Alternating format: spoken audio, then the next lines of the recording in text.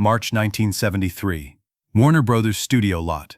Clint Eastwood walked up to Bruce Lee during a lunch break and said, "I hear you're the fastest man alive. Prove it." Bruce smiled and replied, "You're holding a gun in every movie because you can't fight without one." The entire crew froze, two of Hollywood's biggest tough guys, face to face, tension crackling. What happened next would shock everyone on that lot and create one of the most unexpected friendships in Hollywood history. This isn't about who would win a fight. This is about what happens when two legends stop posturing and start respecting each other. But to understand this moment, you need to know where both men were. March 15, 1973. Warner Brothers Studio, Burbank, California. Bruce Lee was filming additional scenes for Enter the Dragon. He was 32 years old, finally getting his shot at Hollywood stardom after years of being typecast and rejected. He was intense on set, perfectionist, demanding. Some crew members loved him, others found him arrogant, but everyone respected his talent. Clint Eastwood was on the same lot filming Magnum Force. He was 42, already a massive star from the Dirty Harry franchise and his spaghetti westerns. Cool, calm, the ultimate American tough guy. Clint had a reputation for being laid back on set, professional, no drama. But he also had an ego. He just hid it better than most. The two men had never met. Different worlds, different styles. But everyone knew about each other. That day, both productions broke for lunch at the same time. The commissary was packed. Bruce sat with his stunt team at one table. Clint sat with his crew at another. That's when it started. One of Clint's stunt coordinators, Buddy Van Horn, made a comment loud enough for Bruce's table to hear. "All that kung fu jumping around looks good on camera, but in a real fight, a good punch would end it in 5 seconds. Bruce's team went quiet. They looked at Bruce, waiting for his reaction. Bruce stood up slowly, walked over to Clint's table. The commissary went silent. "Excuse me, did your man just say something about martial arts?" Bruce's voice was calm, but his eyes were fire. Buddy started to respond, but Clint held up a hand. "Easy, Buddy." Then Clint looked at Bruce. "He's just saying what a lot of people think. No offense intended." "No offense?" Bruce smiled, but it wasn't friendly. "Your movies, you shoot everyone from 50 feet away. You think that's tougher than hand-to-hand combat?" The room temperature dropped. Clint stood up. He was 6'4". Bruce was 5'7". The size difference was dramatic. "I hear you're the fastest man alive," Clint said. "Prove it. You want proof?" Bruce's accent got thicker when he was angry. "Put down your gun and fight me for real. See how fast you are." Bruce, one of Bruce's team, tried to intervene. Buddy tried to pull Clint back, but neither man moved. They stared at each other. Two different kinds of masculinity, two different approaches to toughness. Both convinced they were right. Then Clint said something unexpected. "Okay, let's do it. Right now, outside. No cameras, no witnesses except the people here. You and me." Bruce didn't hesitate. "Let's go." They walked outside to a parking lot behind the commissary. About 30 people followed. Crew members, stunts, curious staff. Everyone thought they were about to witness either a real fight or a massive embarrassment for one of these legends. What happened next nobody expected. The parking lot. Mid-afternoon sun beating down. Bruce Lee and Clint Eastwood standing 15 feet apart. Bruce removed his shirt. His physique was incredible. Every muscle defined, zero fat. He started stretching, warming up with quick movements. Clint stayed in his Dirty Harry costume, brown pants, shirt. He didn't warm up, just stood there, arms loose, watching Bruce with that famous Eastwood squint. "Rules?" someone asked. "No rules," Clint said. "Bruce is the expert. I'm just a movie cowboy. Let's see what happens." Bruce stopped stretching. "You're serious? You want to actually fight me? You called me out. I'm calling your bluff. Show me what you've got." The crowd expected Bruce to attack immediately, show off his speed, prove his point. But Bruce did something interesting. He started talking. "Clint, you're what, 6'4"? 200 pounds? About that. I'm 5'7", 140 pounds. You have 70 pounds on me. 6 inches reach advantage." Bruce circled Clint slowly. "In a real fight, size matters. A lot. You could probably absorb 3 or 4 of my best shots and still keep coming." Clint was confused. This wasn't trash talk. Bruce was being analytical. "So you're saying you can't beat me?" Clint asked. "No. I'm saying in a street fight, you'd have a real chance. But this isn't a street fight. This is a demonstration. You want to see if martial arts works against size and strength? I'll show you.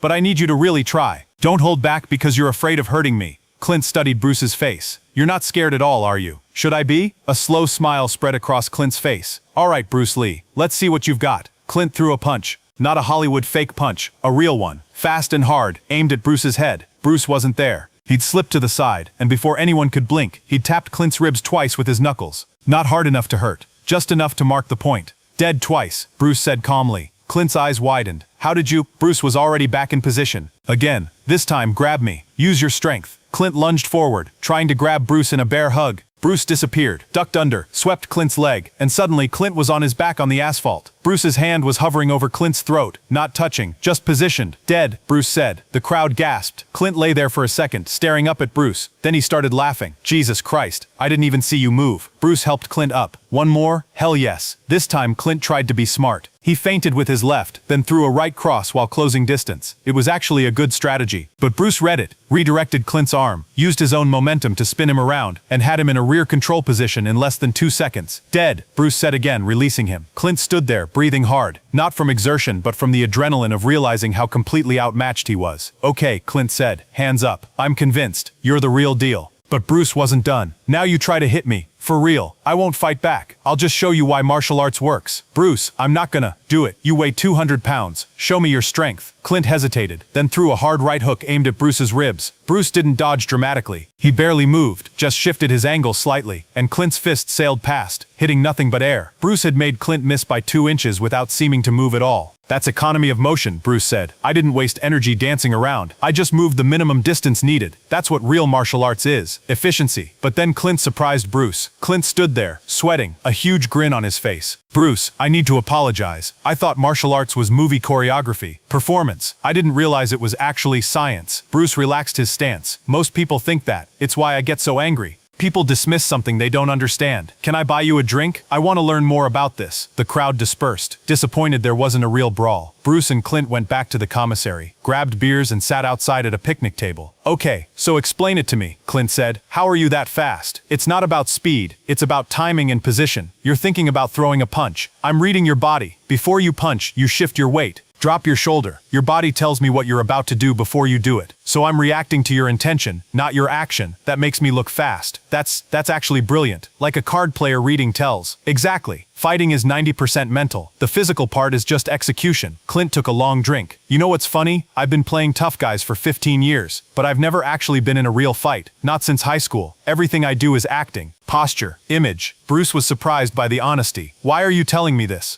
Because you just proved you're the real thing, and I respect that. I don't need to pretend with you. They talked for 2 hours. About their careers, their frustrations, their dreams. Bruce vented about Hollywood racism. They want me to play the servant, the villain, the asexual sidekick. God forbid an Asian man is the hero who gets the girl. Clint, you've been the lead in 20 movies. I've been trying for 10 years to get one shot. Clint was quiet. You're right, I never thought about it. I just showed up and they gave me the roles. I didn't have to fight for it. That's privilege. You didn't ask for it, but you have it. So what do we do about it? Bruce looked at him sharply. We. You just kicked my ass in front of 30 people. If word spreads, and it will, that's good for you. The white action star admitting the Asian martial artist is better. That changes perceptions. You'd do that. Bruce, I just got a lesson in humility. The least I can do is give you credit where it's due. What Clint did next shocked Hollywood. March 16, 1973. The next day, the story of the parking lot showdown had already spread through Warner Bros. Versions. Versions varied. Some said Bruce humiliated Clint. Others said it was staged. Some said they actually fought. Clint called a press interview that afternoon. He never did press unless absolutely necessary, so everyone showed up. I want to talk about something that happened yesterday, Clint began. I met Bruce Lee, and I challenged him to show me if martial arts is real or just movie tricks. The reporters leaned in. Bruce accepted. No cameras, no choreography, just him and me in a parking lot. And in about 30 seconds, Bruce demonstrated that he could have ended me 3 different ways. I'm 6'4", 200 pounds. Bruce is 5'7", 140 pounds, and it didn't matter. His skill completely neutralized my size advantage. Are you saying Bruce Lee could beat you in a real fight? A reporter asked. I'm saying Bruce Lee is the real deal. And Hollywood needs to recognize that. We give guys like me, white cowboys with guns, all the hero roles. Meanwhile, the most talented action star in the world is being offered supporting roles because of his race. That's wrong. The room erupted with questions. Clint held up his hand. I'm not trying to start a controversy, I'm just saying what's true. If you want to see real martial arts, real action, real talent, watch Enter the Dragon when it comes out. Bruce Lee isn't acting tough, he is tough. That's the difference. The story exploded. By evening it was in Variety, Hollywood Reporter, even made the LA Times. Bruce got a call from his agent. Bruce, I don't know what you did, but every studio in town wants to meet with you. Clint Eastwood's endorsement just made you bankable. Bruce called Clint that night. You didn't have to do that. Yeah, I did. You earned it. Why, Clint? Really, why would you put your ego aside for me? Clint was quiet for a moment. Because yesterday you taught me something. Real toughness isn't about posture. It's about skill, discipline, and humility. I've been pretending to be tough for 20 movies. You've been actually tough your whole life.